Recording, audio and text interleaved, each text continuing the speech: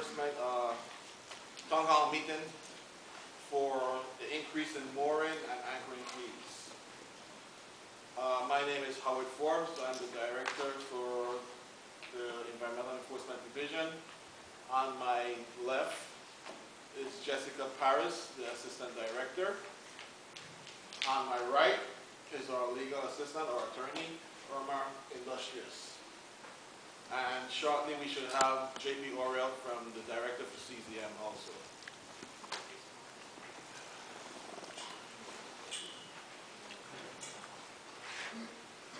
Okay, we need to introduce the officers.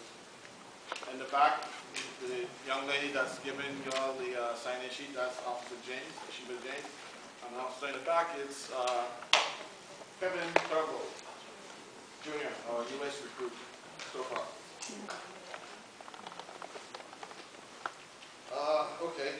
The purpose of this town hall meeting is to provide notification to the boating community of the fee increase for both mooring and anchoring costs. Let me state that these fees has not been increased since the implementation since 1992, which is 24 years ago.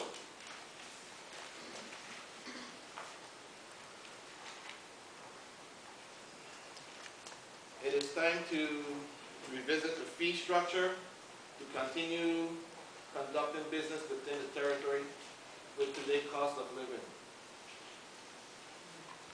In this meeting, we are subject to time constraints. I will have a limit to all testifiers that wants to testify 5 minutes. Okay? We're going to cut off our questions and answers by 7:30, because we have the place until 8. So we want to wrap it up at least by 7:45. Okay, I guess we could open the floor for anyone that has any comments or questions in regards to the increase in the fees. I know everyone, we provide everyone with a listing of the new anchoring fees and the mooring fees. And I noticed someone had a question already about if the anchoring fees is on a daily or monthly. The anchoring fees are basically monthly fees. Anchoring fees is $2. They have not been increased. The only thing that's been increased on the anchoring fees is if the vessel is commercial, which will go up $1. Also, for the mooring fees, we've been locked in at $5 a foot since 1992. We're going to increase it to $10 a foot for vessel. Now, if you live on your vessel, it's going to be $15 per year. $20 if your vessel is commercial, registered. The only other thing that we're going to be adding on to this bill is, let me go into the delinquents. If your vessel is delinquent, it was $25. It's going to be increased to $75 per month. So let's say your boat registration expires June 30th. You didn't come in for the past 2 months, you're going to be subject to $75 per month. We have been very generous in the past to actually allow marine events to fill out the application. They come in to get an application to conduct a marine event without any charges. We're going to be charging anyone that comes in now for a permit for a special marine event. We're going to charge them $100. And that's just to have the processing of the documents. If the individual comes in and they want to utilize also the assets from the department, meaning that they need to have a patrol vessel out there, any assets that we deploy out there is going to cost them $500. Those are the only changes that we are implemented into this new fee structure.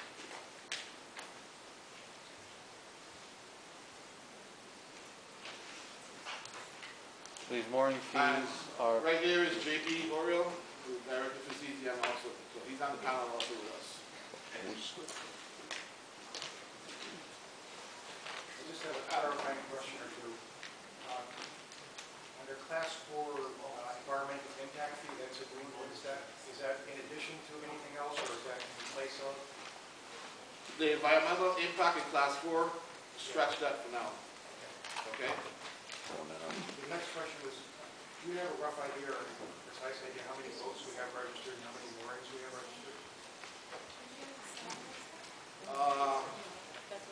Vessels registered within the territory right now, for the district of St. Thomas or the territory?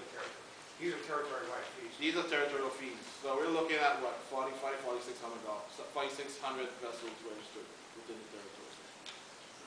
Moorings, I would run it up about 650 to 700.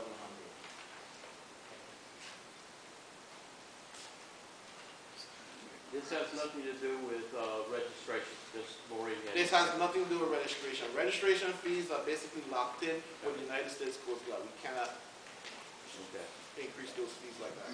Okay, this increase, are we going to get some reaction from the DPNR, like checking people who are not moored or legally moored or legal balls, or people who pay every year? I've been paying since 1995. Well, if you've been paying from 1995, the only difference you're going to be doing is paying $5 more, that's all. Once you have your mooring and your ball and everything is your mooring. Three times as much as I was paying before. Excuse me? I'll be paying 3 times as much as I was paying before. Why is that? 300%.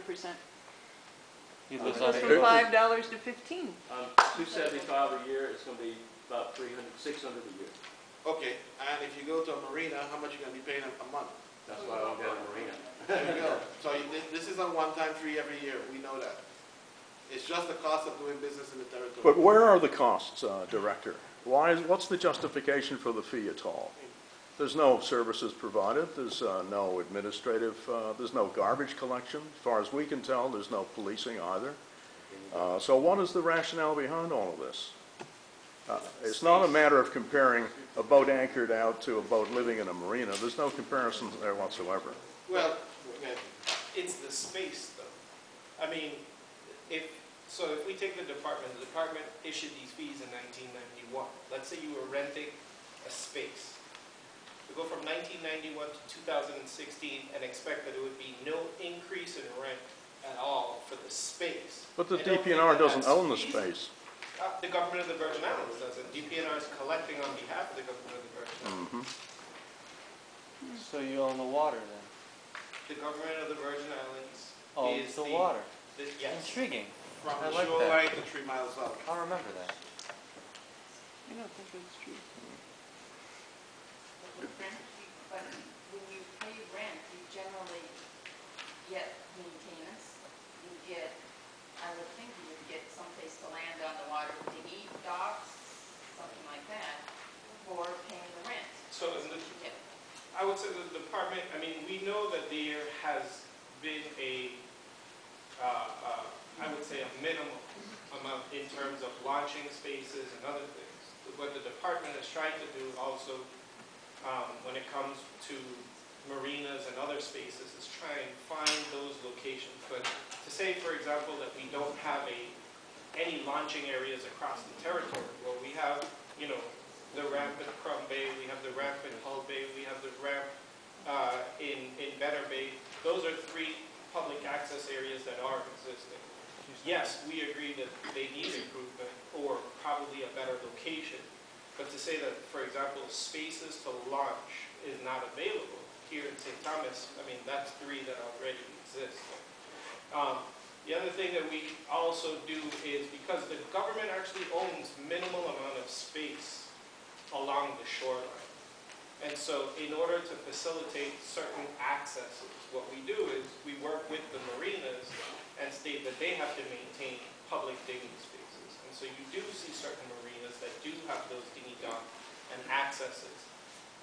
My office a few years ago also, with a lot of input from some of you in this room, identified better locations, and which is something that we're actually looking at right now in terms of trying to secure the funding to make some of those emergency spaces. If you want to be able to get up and get on the island and do something like 2 or 3 hours. These are things that we reached out to you all several years ago about and received input from, and now we're searching or going out